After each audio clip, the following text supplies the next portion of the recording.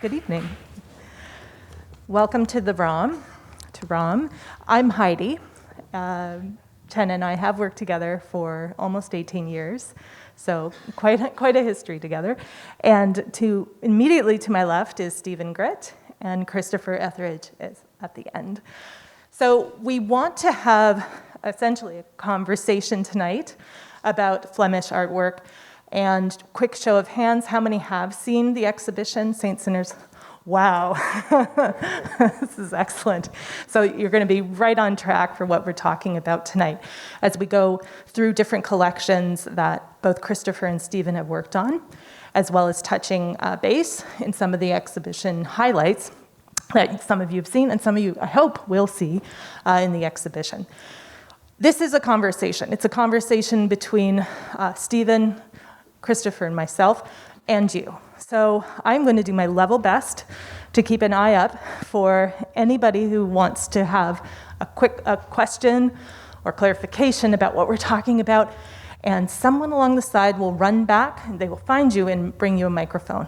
Okay? So I'm gonna keep an eye out. So we hope that we have that kind of engagement tonight. So off we go. So we have some slides to annotate this conversation as we go through some of these amazing paintings. I'm going to speak first, because Christopher will speak more. So I'm going to speak first. So firstly, up on the screen there, it says preservation and conversation. That's not a typo. It's probably. But I'm referring to it as Heidi did, because we do encourage some interaction. In part, it takes the spotlight off of us. And if you do have a question, you'll be given the microphone and the spotlight will shine on you too. No, not really, but we enjoy that. We like being thrown off track, and we'll get back on track, but some of you will have some brilliant questions. Please don't feel shy. The other thing I'll say is Christopher and I were a little bit disorganized in making our contributions to the programming and planning phase of this. And so while it's described as stories of preservation and conservation, we touch on that. We'll talk about dealing with the physical objects and the physical objects themselves and how they're made.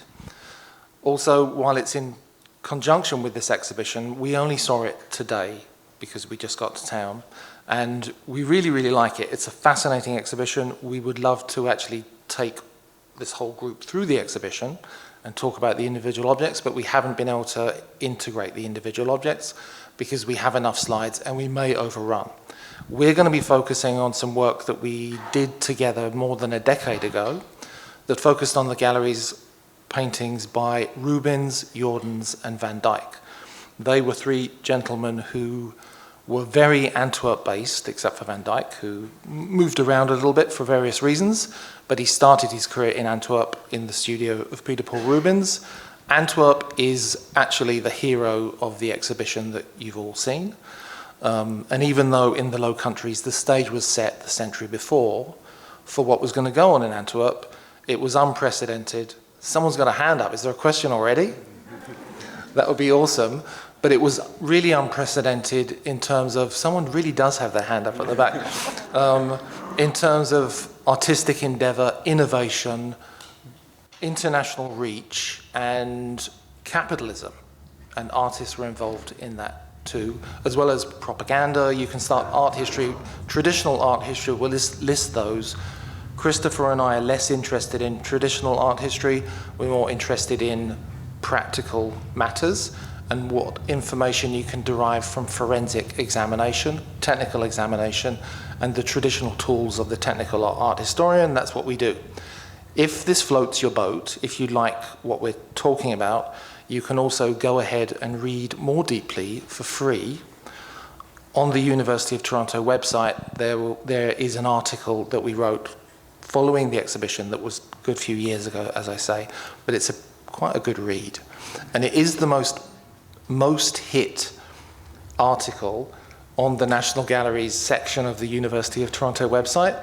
So I want you all to at least look at it so that we can maintain that status.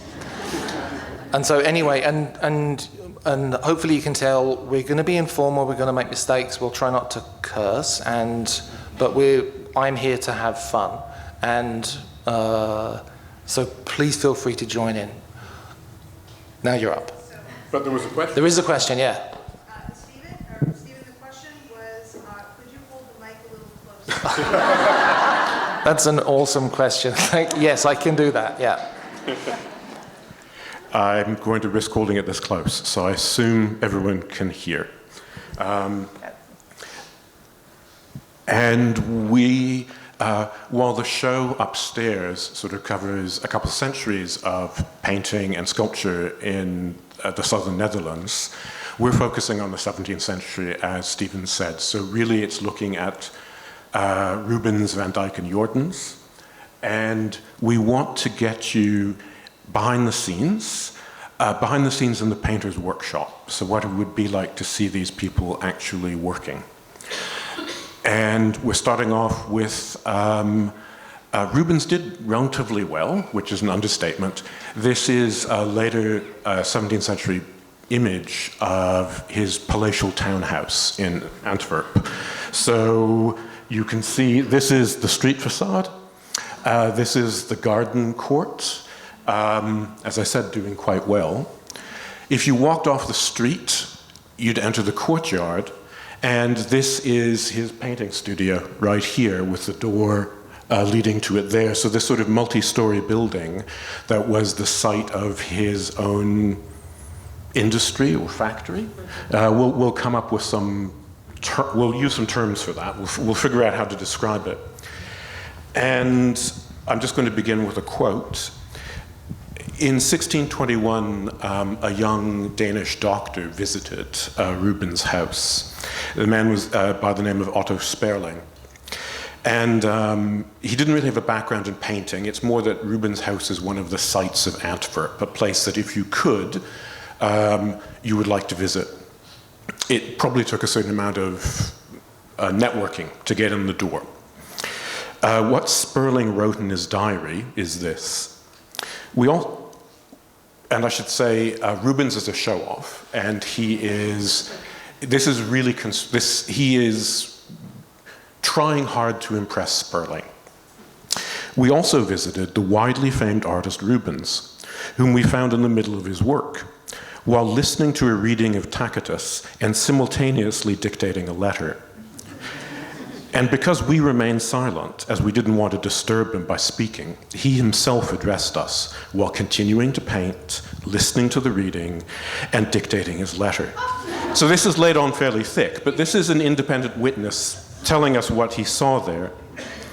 And by all of this, he wanted to show us his great cleverness. After this, one of his servants showed us round the whole of his magnificent palace, showing us the antiquities and Greek and Roman sculptures, of which he had a great many. We also saw a large chamber without windows, but lit from a large hole in the ceiling that cast light into the middle of the room. You're seeing it redecorated as a bedroom later in the century, but this is his upstairs painting studio. In this chamber sat many young painters, everyone working on different pieces that had been drawn with chalk for them in advance by Mr. Rubens, and different colored patches of paint placed here and there on the surface. The young painters had to work up these paintings with colors, and finally, Mr. Rubens would perfect and complete the paintings with his own brush strokes and colors. I was told all these paintings would be considered Rubens' own work, and thus he has become exceedingly rich, and kings and princes have given him great gifts and jewels. So this is Rubens' self-image. This is what he wants to project to the world, even to a relatively insignificant but well-connected visitor. He's working downstairs in the downstairs studio, and this, as I said, is the upstairs. I was going to interject with the microphone in the correct position that while Sperling is described as a medical student in the Danish translation that we originally worked from, we subsequently found out, because things didn't click, why would Rubens be putting on this incredible show for a medical student from a different country? But he was to become the royal court physician of the Danish crown. And Rubens is always he's always very sensitive to status in in himself, but in other people. But he's always open to possible opportunity, and that explains probably the prep that he clearly put on. Yes, so this is a bit of a play, to a bit of a performance, to sort of show himself at work and how he wants to be seen. So he's downstairs and the rest of the crew are upstairs in this domed chamber. And it sort of suggests that Rubens is working by himself, and he's got the boys, the temporary, what they're called in contemporary text, the staff, working at this stuff. And we wanted to give a concrete idea of what this would look like.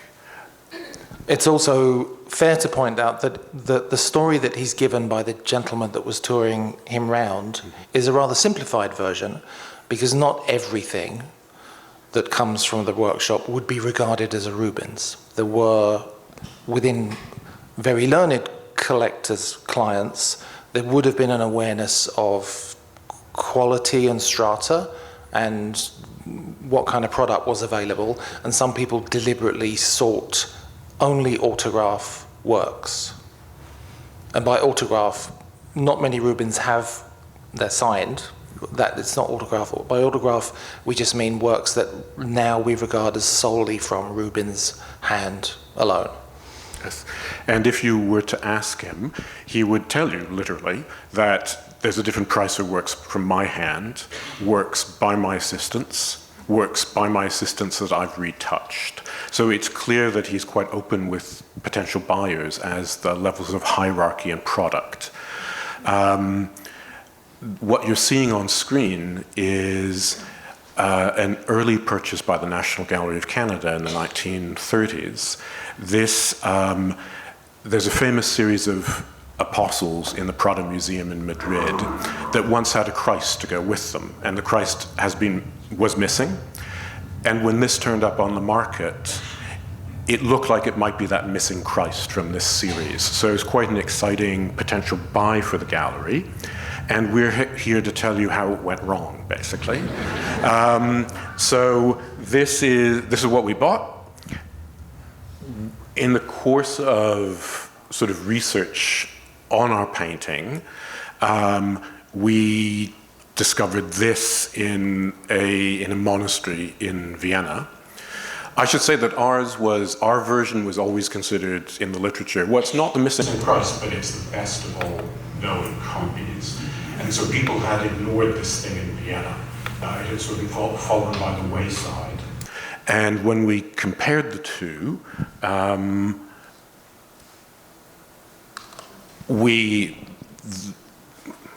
something's different about them. With the National Gallery one being on the right? Yes. And the Viennese one on the left? Yes. And as Christopher said, the Viennese painting had been somewhat ignored by the Rubens literature, which is extensive because lots of people have devoted their art historical careers to unraveling the man, and because it's very complex. But this painting has sort of fallen by the wayside. But we saw it, and it was a bit of a challenge to us. We did not believe that the National Gallery of Canada's painting was an autograph Rubens. We thought that it was probably a workshop painting, but we got some information on the painting in Vienna, and the story that it told was instructive, which is why we include it shortly after the description of visiting Rubens' studio, because it's a more real-world example of the kind of activities in producing variants and copies that were going on. Well, if you look at the Vienna painting, just to talk a little bit about the technique, and if you go back into the exhibition that's here, and keep your eyes peeled for paintings that are on pale coloured primings. That's the preparation layer that's on the support, and very frequently these supports are panel. And on top of that pale coloured priming, there will be a streaky priming layer, a thin oil paint layer to seal off the priming and prepare it for painting, but also to give knock back the paleness, but also to give a little bit of variation and warmth or coldness, depending on the colour of the priming. And then Rubens' habitual way of working was to work in the underpainting, sometimes in quite hot and cool colours, but then to scumble, i.e. apply thin, opaque tints of grey and pale colour paints over the top, and thus achieve this sort of iridescence. And you'll see that time and time again. It was part of Antwerp practice, so the people that Rubens learnt from, they did a version of that, but he took it to a level of refinement that hadn't really been seen before, that was incredibly influential, and everybody was doing it. And we were having an earlier conversation today, and sort of were reaffirmed in that conversation. Almost everyone in Antwerp would, even if you weren't part of the Rubens ambit, you would learn how to do it just in case you could get some subcontracting work, because Rubens subcontracted. Anyway, the Vienna painting has this in spades. It's a very beautiful painting. The National Gallery of Canada painting doesn't have it. It doesn't have a layered structure. The Flesch painting is painted in one layer, in mixed tints, and that's one of the reasons why he is swarthier. And just a little bit dull and less luminous, in part because the pale coloured priming is not able to shine through the tints. And if any of you are painters, or you know anything about the physics of paint, once you start mixing stuff, you lose chroma and you lose luminosity. And that's what's going on there. And why are they doing that, Christopher? Why is the paint tinted like that? I should say that so Rubens, using this sort of this long traditional method, it's really like we've got I've got blue and red blood running through my veins, right? You've got this color under the skin, and if you paint blue and red and then you scumble over it with white, you achieve that sort of luminosity. It's literally capturing the sort of the red and blue underneath your skin. So it creates this rather amazing lifelike effect. And you're seeing that in the painting in Vienna, where Stephen said you got this sort of muddy effect in the Ottawa one. Rubens creates copies, so having a copy from the workshop of one of his versions isn't the most exciting thing. But then when we looked closer, we could see that the two paintings were probably painted almost side by side. So Rubens, if he was working in this downstairs studio, has allowed someone else into it to sort of see him at work. So there's some pentiments. You might be able to see it just on the lower part of the drapery here in the Vienna painting.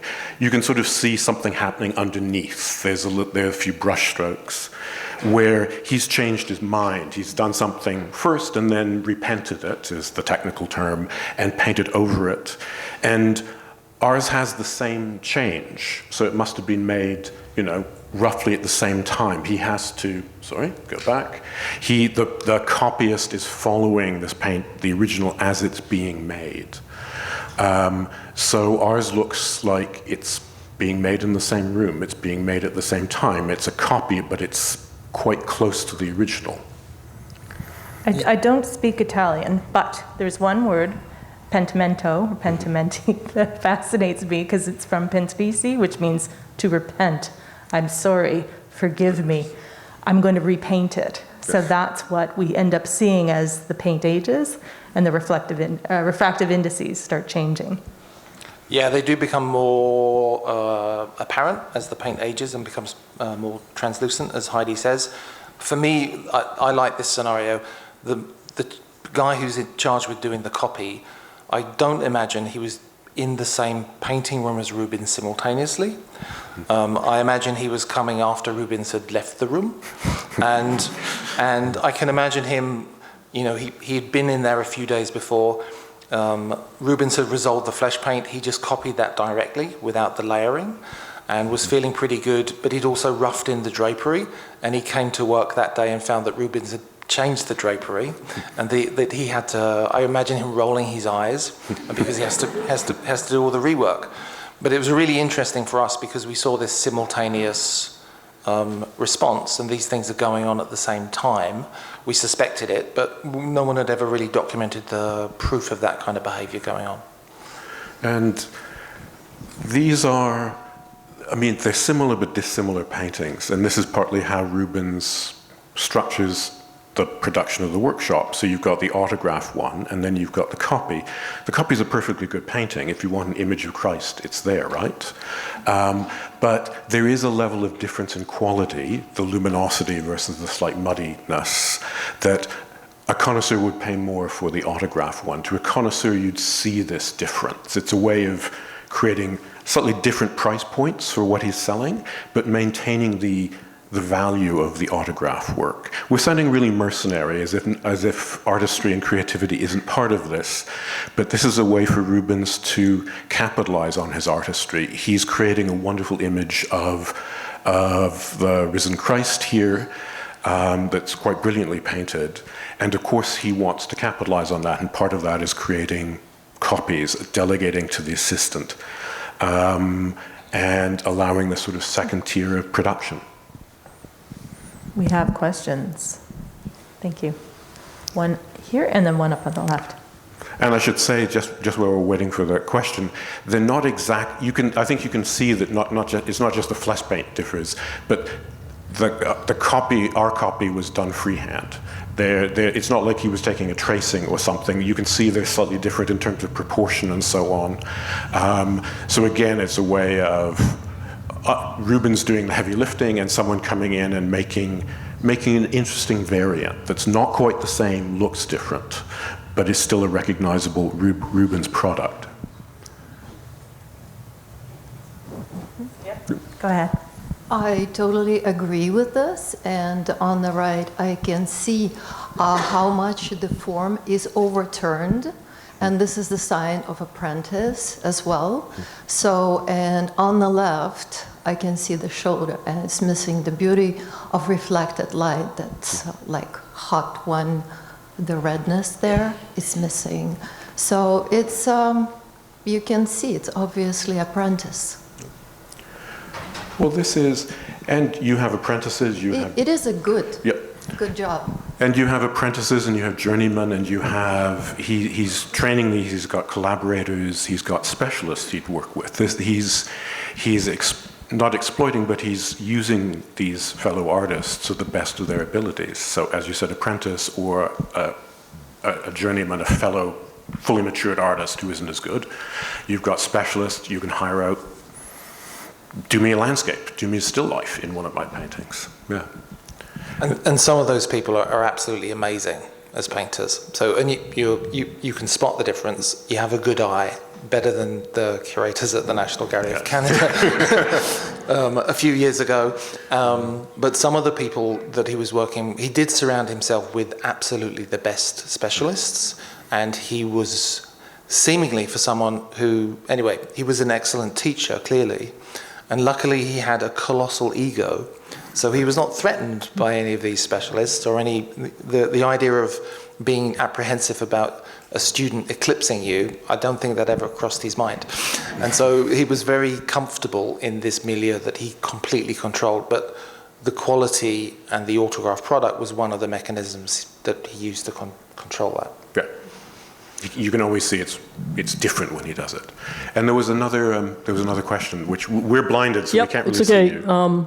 It's interesting because, like, if you hadn't told me, maybe with my modern eyes or because it's a slide, to me, the one on the left that you said was more Rubens seems to be less dimensional, less 3D, right? Because the shadows are less, and because it seems paler and there's less contrast. And to me, the right-hand side one actually has more sort of a sculptured look because it is more light-dark contrast. And so I wonder, in one sense, if some of the things you say, either, one, I don't see because it's a slide and not the actual painting, or some of the things you're saying also requires certainly it requires more of a trained eye, but also some kind of scientific analysis. Or is it that our standards of what's beautiful has changed? It's probably a little bit of everything. Yeah. So that's a really good question, and to a lot of people in the day back then, when this was contemporary art, lots of people probably would have preferred the more substantial or the more classically muscled torso. It's also slides, so it would be great if we could have the two paintings here in front of us. That would be really thrilling. We haven't achieved that yet. And actually, when we were going through this earlier today, a colleague at the ROM said, "Why don't you get the two together?" And I said, "Yeah, the National Gallery of Canada's going to pay to embarrass themselves." But the other factor that's key here is the irony that the National Gallery torso that's modelled directly is going to be a lot more robust to cleaning damage than the prime painting, which is worked in thin layers, is more delicately painted, and relies on the interaction of thin layers more than anything else. And it suffered a lot in past cleanings. And that's one of the issues that you see with, you can't read it properly because it's a not great slide, and that's the reality of that. But the shadows are rather ragged looking because of cleaning damage, and so that's another factor. And I had a list of anecdotes to sort of throw in, and I might as well do this one now, because it's opposite, talking about what people at the time could see or not see. So, as I said, Rubens could be quite open with you about, I painted it, my students painted it, I retouched something by my students or assistants. Sometimes things went badly wrong and there's miscommunication, and he was caught in a complex and unfortunate problem where he's selling a painting of a lion hunt, sort of on the scale of the large Diana and the hunt scene upstairs in the exhibition, to a British collector, not knowing that the British collector was planning to give it to Charles I. And he sent a workshop copy that had not been adequately retouched by him, and they knew it. The British connoisseurs who saw this knew that something had gone wrong, that it wasn't the level of a Rubens that you were expecting. So sometimes connoisseurs at the period were very attentive to this, and of course Rubens' embarrassment is that you don't want to do that in front of any important patron who appreciates this. And of course he tried to make up for it in the end. In terms of, we have too many slides, but we'll keep going. In terms of how Rubens sort of, this was another problem picture. It was another early-ish purchase by the gallery. And this isn't a portrait. This is painted after a real-life sitter. She was undoubtedly in the room and Rubens painted her, but it's not exactly a portrait. That the term in Dutch is tronie, so it's like a character head or a study head, where you're not interested in the sitter as a person, you're interested in them because it's a characterful head. You're casting a theater play. You want someone to play the old maid, in this case, or an elderly woman. So you're sort of, Rubens is painting these heads, keeping sort of an archive of them in the studio, and then he will copy them in painting. So he's setting up a cast of type characters, basically, for future insertion into his paintings. I should say the gallery got lucky with this one. It's been Rubens, it's been given to Jordans, it's been sort of in and out. But we were always happy with it being Rubens, and the cleaning revealed a beautifully painted work. And I can say that it's back as Rubens. So we got, this was the good story. And so Rubens has dozens of these things piled up in the studio to use. Ours is a bit weird, though. Because she's not doing anything. She's sort of staring at you, eyes slightly averted, front face, and when she shows up, it's a little awkward. So this is what the heads are made for. They're made for insertion into paintings by Rubens himself. Like, he doesn't have to rethink. He can go back to an earlier memory and sort of insert it, or it's for his pupils and students to use. And so she's playing the role of a maid in a mythological scene. What's probably the sketch for this work, I'm not sure if you can see this, she's right here, only roughed in, and she's looking down. So sometimes using these heads causes some. That was probably more interesting. She's more interacting. She's part of the event. She's noticing what's in the basket, but in the end form, she's just there staring at us.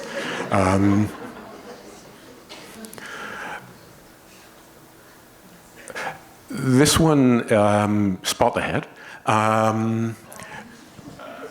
So she is hiding right there, and she's been turned a little bit.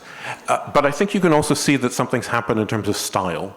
That this isn't quite the smooth, highly finished last painting we saw, and it's not like the study head of the old woman has been copied exactly. And the hint is maybe in the title.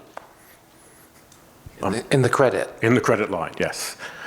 So this is a workshop of Rubens' piece that may well be by Van Dyck, who is in his studio and he's a young man, like he's no more than 21 or 22 at this point, but he's allowed amazing creative license by Van Dyck. It's because, as Stephen said, Rubens recognizes him as a painter of genius but isn't threatened by him. And so he can take this head, put it into a Rubens composition that doesn't look exactly like a Rubens. It looks more like an early Van Dyck.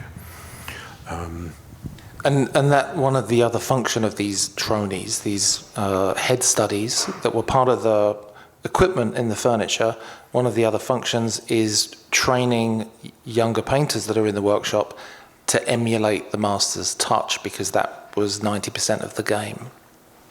And so there are a variety of copies of many of these heads, but the National Gallery head, there's at least 3 good copies, and some of them certainly from the workshop. Some of them probably outside the workshop because they were clearly loaned and borrowed.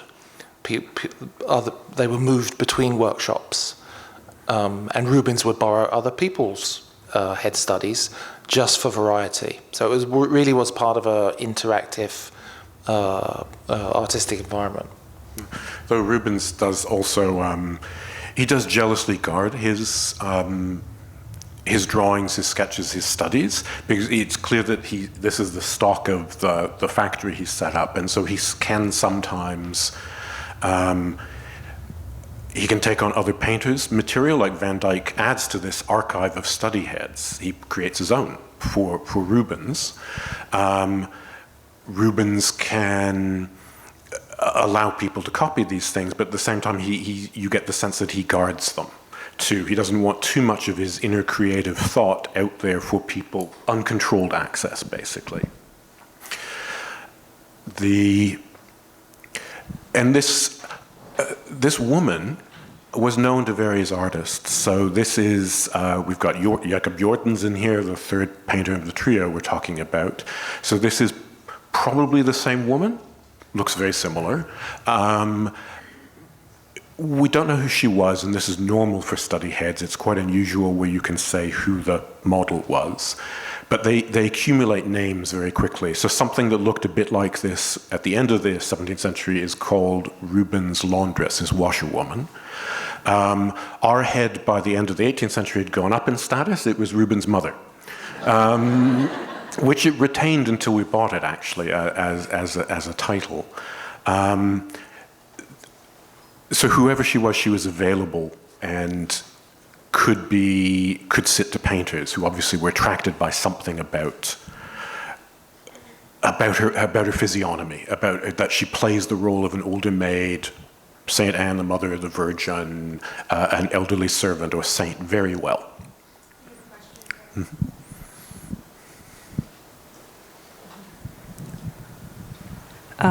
Was there any commercial value in these studies at the time? Like, were they valued as much as finished paintings?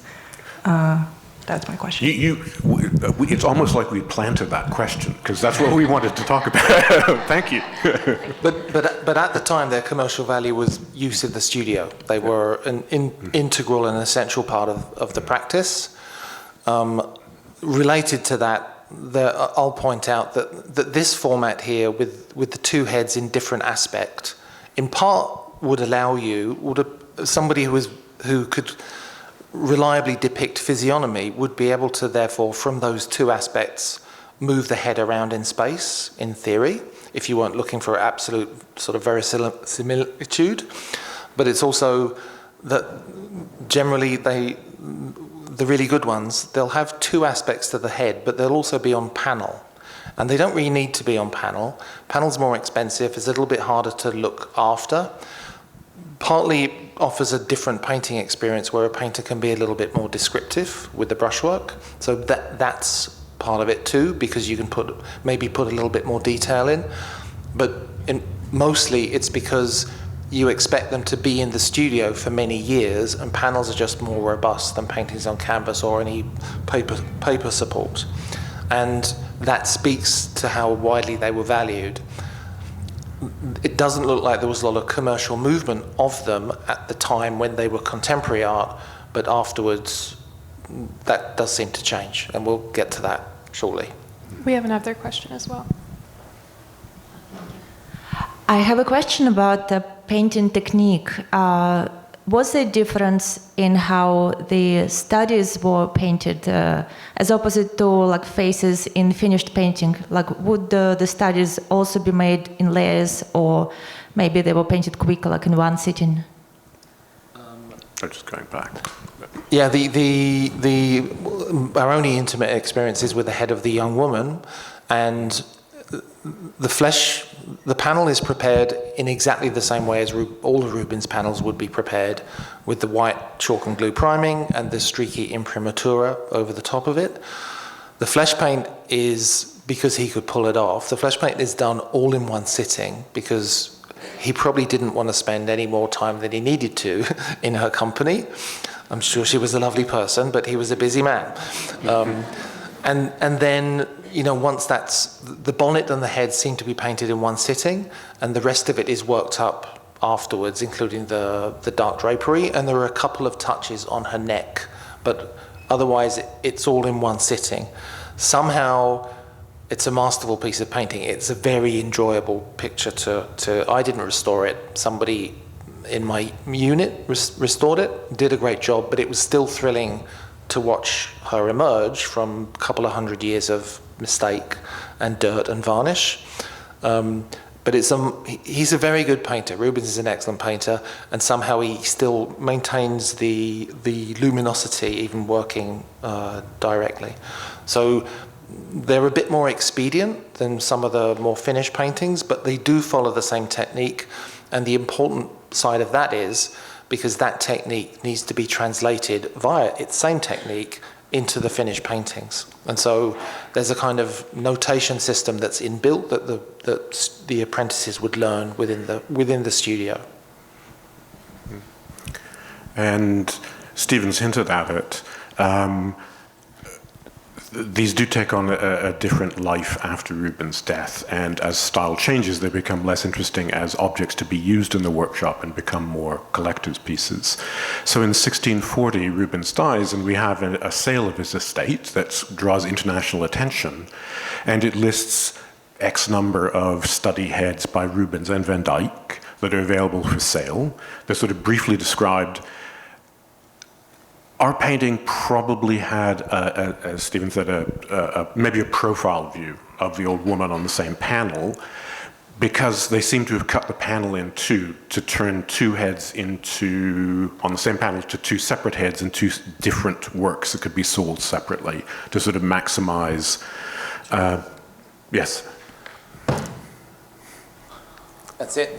So on our panel, there's a join that runs across here, and then it terminates around there. And that's because it would have originally probably been a panel that was about that wide, with two oak planks joined here.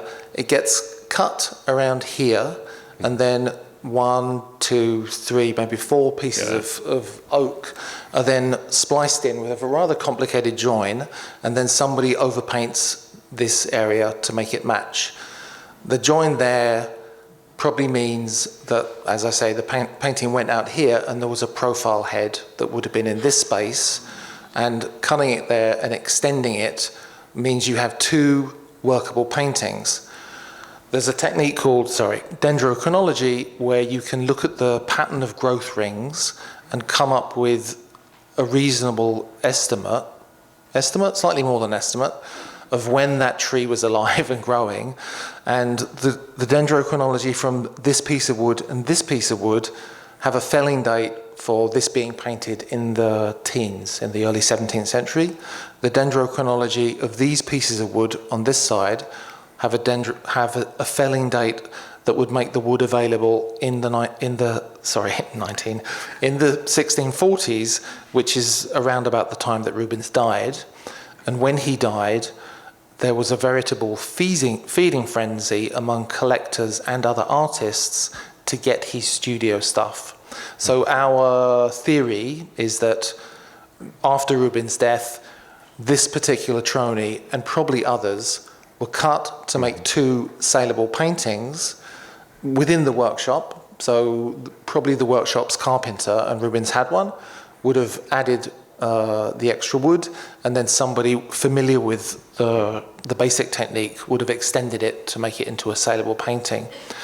We don't know much about what happened to our painting after it left the workshop, but it is, well, it might not be in that frame, but around 1730, a very expensive frame was made for it. A high Parisian style Rococo frame was made for it in carved oak and gilded, which means that by that time, which is 90 or so years after the studio sale, it's in Paris and in a collection, prized enough that they're spending a lot of money on a frame for it, and that frame still exists. Yeah, so these things enter the world of collectors reasonably quickly, and so probably looking something like this, roughly, in terms of 2 heads on the panel, and then leaving the studio and moving into this really, it's a beautiful frame, a refined, high-end Parisian work.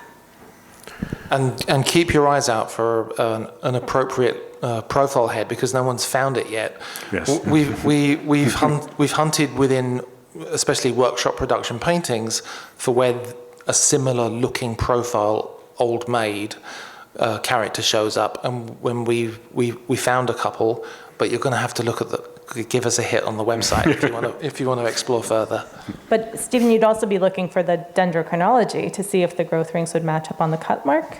Totally, yeah, because we can, even on X-radiography, we could match up the wood, because it would have extended all the way across the panel. So the dendro would look good, but we could also look at the nature of the wood. Yeah, so send the X-rays. And this is part of the scale of large-scale production, but huge scale of copying. As Stephen said, like there are 2 or 3 copies of our painting, probably contemporary, some maybe later. But just there's a lot to pick through to try to find the missing piece. This is sort of a continuation of thinking about head studies and how they get used in the workshop, and some mistakes that happen. So another picture in Ottawa. This is the work of, that when Van Dyck was copying the old maid's head into that picture of the drunken Silenus, he's also doing things like this. So he's both an independent painter and also working for Rubens at the same time. And the scale of production and the quality is extraordinary. Extraordinary ambition and drive that sort of matched Rubens' own at the time. This is a weird painting. It's sort of split left and right. And the left side shows Christ. This is the scene of, let the children come to me. The left side is all built up from these sort of study heads. So you can actually find study heads from most of the apostles, for example. That's how that side's being generated. Van Dyck is using his own study heads to sort of pop these, to create these figures. The family, and it looks like it's a real family on the right, he's doing comparable but slightly different. What were thought to be study heads for certain of the figures. So, whoops, I've spoilt the joke, damn it. So a study for the boy was well known. There were other things floating around that were less clear, and we were happy to have a good look at them because this is a real area of problem in Van Dyck's work, and you'll see why in a second. He's a little different as a portraitist. So we were able to reunite the three surviving study heads for the family in our show. So these are for the boy that had been accepted by scholars, for the father that turned up in an auction in Texas, and for the young child. Both the father and the youngest child were sort of doubted. Here they are. And we were happy to say that we were able to convince people that they are by Van Dyck. But they're a bit strange. So they're a little scrappy in some sense. So you're seeing before and after restoration. This is painted on something like a bit of old pillowcase. It's not a normal canvas. It's like a scrap of something you might find. We say domestic linen, not old pillowcase. Yes, I'm trying to be with the people. The children are on paper, so not the oak panels that Stephen was talking about for making study head that you want to last. The paper suggests a more disposable thing that you're creating. Then the image that Christopher's showing there is the painting on the left is how it looked when it was bought in Texas for $44,000.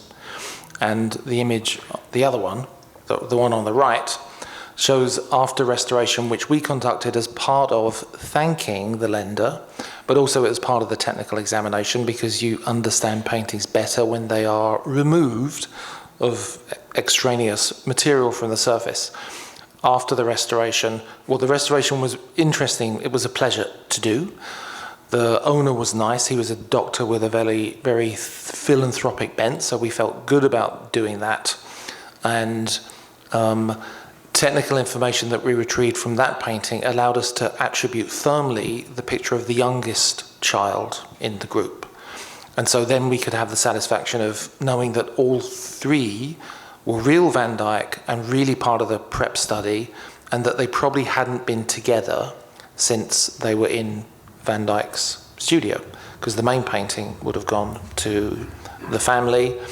The painting at the head of the father on a fabric may have gone to the family too, but the others probably would have just been given away as gifts to friends, etc., and probably hadn't been together for several hundred years. The doctor afterwards sold the painting for $250,000, and he did some good work with some of that, so we feel quite comfortable with that. But somebody here at the ROM said, "Oh, you should tell the crowd that they like that kind of thing." So. We do have a question, and they do have a microphone. Yes.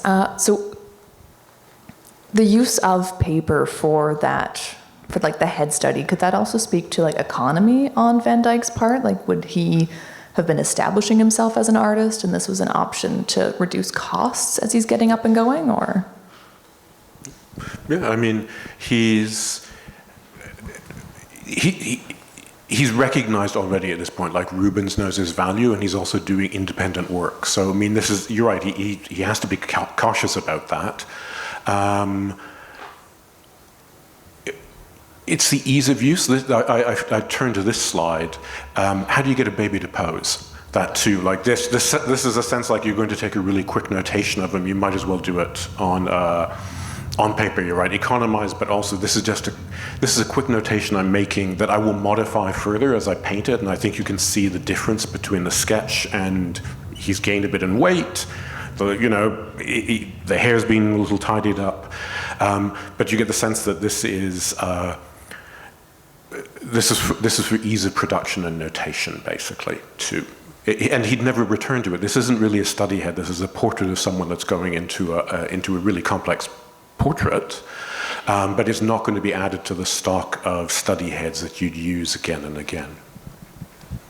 And it's also the case that Van Dyck, when he made study heads, even if they were potentially going to be used in later paintings, and he was painting them on canvas and possibly on panel, he was more, because he wasn't painting for an assistant, because Van Dyck seems to have rejected the factory workshop model that he trained in. Well, at least at the beginning of his career. Yeah. And he did use assistants afterwards, but he didn't seem to enjoy, they would just offer really accurate copies of his paintings. He wouldn't provide assistants with a sketch and then have them kind of work with it and come back and correct. He didn't seem to enjoy working that way. And his study heads, especially in the early days, were very notational because he could then just work them up as he wanted. He didn't need to input a great deal of accurate detail because he was the one doing the translation, not an assistant somewhere down the line. And the one thing we do know about Van Dyck is that he's very good at making people look their best, which is why he was such a successful portrait painter. And the same kind of skill applies to a semi-notational painting. He can work that up and make it look more beautiful. We have a question. Yes, I just wanted to ask about the paper, the nature of the paper itself.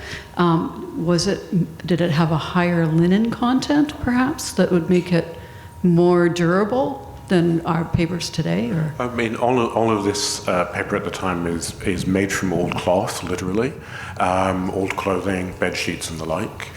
So there's no wood fiber paper at the time. So it is. You still prepare it, you'd put a ground down to sort of make sure it didn't absorb too much of the oil. But it's more, paintings on paper are always a little unusual at this point. You get the sense, that the artist is going for economy, for himself or for the sitter. Their sketches for the workshop, their quick notations, their experimental things. It's unusual to find a major painting, like something you would sell, something you would offer up, or you would commission on paper. So they are seen as sort of a secondary medium compared to panel or canvas. We are coming up, it's hard to believe, to 8 o'clock. Okay. So I'm going to invite Christopher and Stephen to select maybe our next or last slide that we'd like to take a look at. How close to 8 are we? We got about 30 seconds. Okay. Well, as I said, we've... Yeah. So we have too many slides, so you're just going to have to watch them go by. The lamentation. There were some nice things. We can go back to the lamentation. I don't think, is it lamentation? Well, you want to go back to the lamentation? Can we go back to the lamentation? All in favor? Yes. Okay. It's a great advert in 2 minutes, sorry. for looking at the University of Toronto website and giving us some more hits. So this is, we've been talking about the more mercenary, perhaps, or practical aspects of being a painter, like capitalizing on your creativity, how you manage your workshop, dealing with clients, price points. We threw in a couple of things about Rubens being more his own artist, not painting for a client, probably not painting for a client, and being more personal. So he spends a good many years outside of Antwerp, in Italy and Spain, in particular in Rome, where he has a fairly amazing career. And he knows the painting on the left by Caravaggio quite well because he paints an altarpiece in the same church in Rome. He must have taken a drawing of it, and years later when he returns to Antwerp in 1612, he paints this modified copy, which is... So it's a reduction. It's something small, and it's extraordinarily beautiful. It's our greatest, one of our greatest paintings, and it's our best Rubens. And it's weird because it's both an exact copy in places. He's sort of copying the body of Christ and the man holding him in the changing color orange to blue jacket. And then the rest of it goes a bit different. How did I do that? Please. Poltergeist. So our theory, one of the techniques that we use to look at paintings such as this is called infrared reflectography, which ideally will show you the underdrawing. On this particular painting, the underdrawing in the core group meaning really Christ and the man supporting him and one of the Marys behind, there's no detectable underdrawing, and we think that's simply because Rubens didn't really need elaborate underdrawing. If he's working on his own, he can be super notational, and then he was putting enough information down to get an accurate rendering of that group. But then he seems to deviate, so it looks like right from the outset he picked his characters, or he picked the figures that he really liked, but he was planning on taking it in a different direction. And the infrared reflectography does show the supporting characters shifting around, and that he's playing with them in space, and he ultimately does something different. And we argue in the text that it's a more emotionally coherent painting because it doesn't have this sort of static theatricality that's great in Caravaggio, and it's great when the figures are life-size, but this is a smaller, much more meditative work. And we also think, and it's a personal view and you can never prove it, but going back to that quote at the beginning where Rubens is apart from the factory, he's painting on his own, listening to an episode from Roman history, and the letter that he was dictating, we won't know what that was, but that is probably to one of his antiquary friends. He was a very accomplished historian of antiquity, and not very knowledgeable on antique sculptures and gems, etc., and was part of a society, informal society. But that he was working on that painting alone in the room because he still, even though he was part of this commercial factory, he loved painting very much, and he was very, very good at it. And our belief is that this painting is one of those. It's a labor of love that he's making without really thinking about where it's going to go. Maybe a necessary antidote to the commercial endeavor that's the other side of his life. But it sort of makes the painting all the more special. I also got to restore it. I had to give up the other pictures to younger people, but I wasn't going to, anyway, I kept that one back. And that was one of the highlights of my career, I suppose. And it's Rubens comes back home, but he's still got to sort of exercise the demons of Caravaggio, the great contemporary Italian painter. There are real connections between them too stylistically. He starts making an accurate copy and then has to and then gets the core group right and then wants to make himself into it, to change it emotionally, to move the characters around, to find new things in Caravaggio's creation. And we're lucky enough to be able to see some of those as they happen in infrared, in X-ray, and to get the sense that this is him being creative, this is him working. He can't quite, the figure in red, the figure of St. John lowering the body into the tomb. That's John in Caravaggio, that's John in Rubens. He keeps moving him around. He's got problems. You can see him not quite knowing where to put him down. He's making strokes to try to locate him. And then he finally gets it right. Of course he'd be helping lower the body into the tomb to bear the weight of the body. He's got to be on that side. His leg has to be here, and you can sort of see it click together, and then things follow from that. So it's a wonderful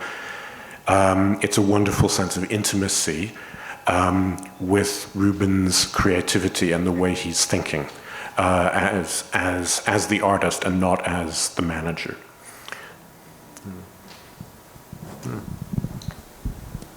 We do have time for questions, but Stephen, we have to look at the landscape, which will take 25 seconds. Okay. Any questions at this point? Oh, here we go. Yes, we will. How many layers? How many layers were used? You were restoring it. I restored it, yeah. Yeah, how many layers did you do it? I couldn't tell you. Yeah, we often, we can't know that. Sometimes with relatively straightforward, sometimes you can see paint over other paint. But this is painted with such sensitivity that it's pretty much impossible to determine it like that. He's coming and going and finding balance over the whole surface. Yeah. Yeah, it's quite sensitive. The gesture is changed, and it's more natural for the body, how the body lies. Yeah. So, as Caravaggio's is very stiff, unnatural, I would say. Thank you. Just one more question, two more questions up here. Just up here to the left. Oh, one in the back, okay. Okay. In the game of attribution, does connoisseurship or scientific analysis play a more important role? And I'm thinking in particular when painting the leopards, which the Montreal Museum of Fine Arts acquired in the 1970s, and it's now hidden away in storage. And it was bought as a Rubens. Huh. This is, so I mean, the question is really about, yeah, I mean, yes, of course, the scientific examination, technical analysis, chemistry, dendrochronology, the use of infrared or X-ray does give us information that can categorically rule certain things out. It's ruling them in that's more difficult and more controversial, and that's basically being really familiar with this material, building up a body of knowledge about how an artist would paint. And then on top of that, I'm happy to use the word quality, but this is strange that it's controversial, but you can see differences. You're being meditative. So what are you about to say? I'm just listening to your wisdom. But I'll also say that connoisseurship gets a bad rap.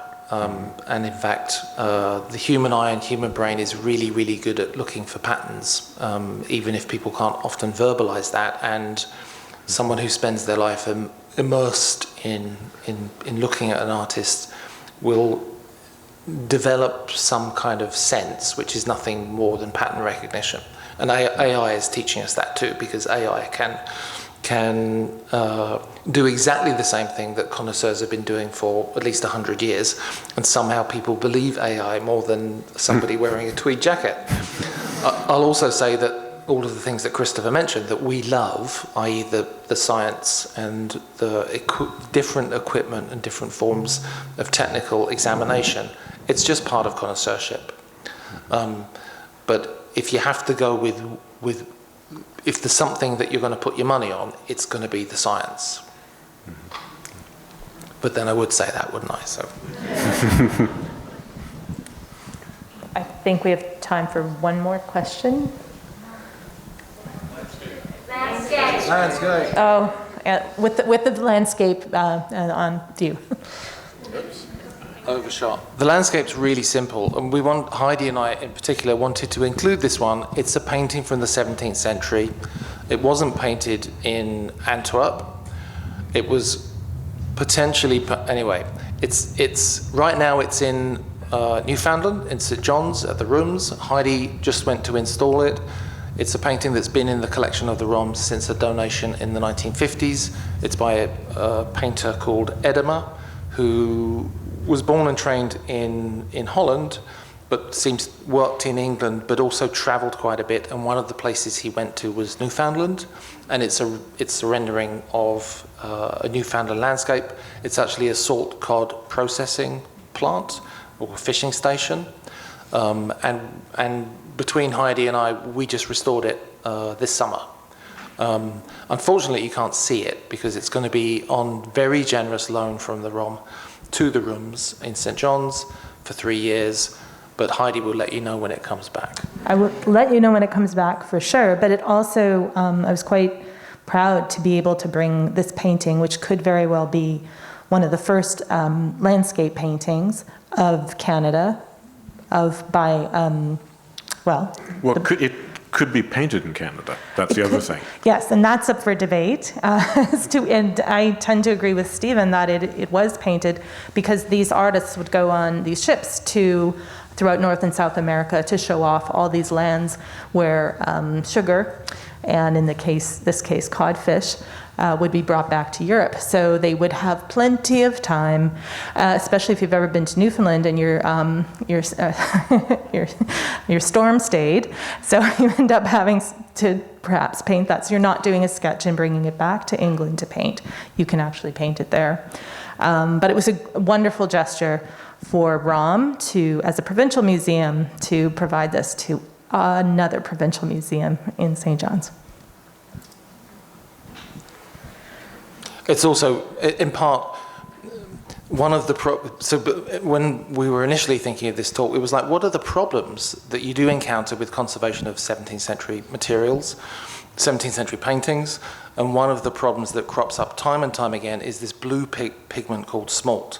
Blues are always a problem within the Old Master palette, because the principal blues in the 16th century, ultramarine, is made from lapis, very, very expensive. Azurite, also rather expensive, because sometimes difficult to mine, and because of political issues in Europe, so sometimes difficult to get. Also makes oil paint go brown, so people tend to avoid it. The other two blues, indigo, very fugitive, and smalt, problematic, because smalt decolorizes and changes very rapidly. It was cheap and ubiquitous because it's based around glass. So those kind of blue glass bottles that you often see in 18th century, like water bottles from the 18th century, that's the same material. You grind it up, you get a pale blue, but it makes oil paint change within about 30, 40 years. This painter paints with a very Spartan palette, ridiculously Spartan, which is my prince, and as well as the way it's painted. I firmly believe this is painted in Newfoundland. That makes complete sense to me. But he's using a pigment called smalt, which would have been very changed within 50 years, and the painting subsequently came in for a lot of cleaning damage and has really been through the mill. But working diligently and carefully, we've sort of brought it back, and you'll see it when it comes back. You can't see it in this slide, and I'm actually just realizing I didn't provide you with the after treatment shot. That's a during treatment shot, because I just sent it from my telephone today. I'm sorry. Oh, right. So get ready for when it comes back in 3 years' time, because it's going to look great, and you can all feel proud, because it's probably the first Western landscape made on territory that would become Canada. And it's owned by this institution, your ROM. And that's the end. Thank you. Give a round of applause.